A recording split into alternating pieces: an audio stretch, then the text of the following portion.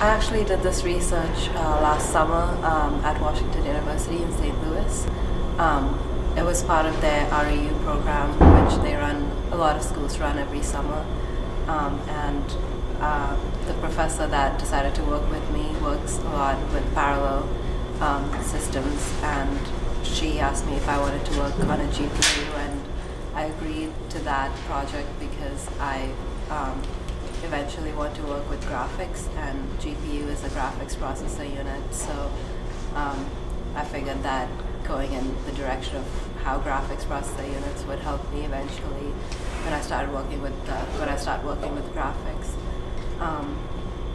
So basically, she gave me a book and told me to read up on GPUs and CUDA, which is NVIDIA's language to work on GPUs.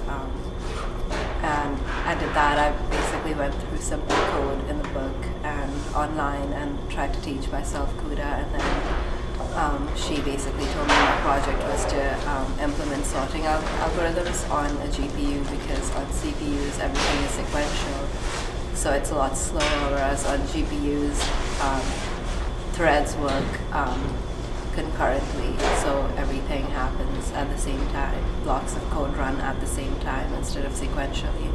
So it speeds up processes, and since data spaces are getting bigger, a lot of data can be stored on computers, and sorting through all of them is very time-taking. Like a lot of projects at Washington University that they run through data, it takes them a day to run through data, so they're always a day behind. They get in the data and then they run it, and then it takes them the whole day to run through one day's data, and then the next day's data takes another day. So with parallel computing, they could sort through data in like an hour, which is a lot better than 24 hours.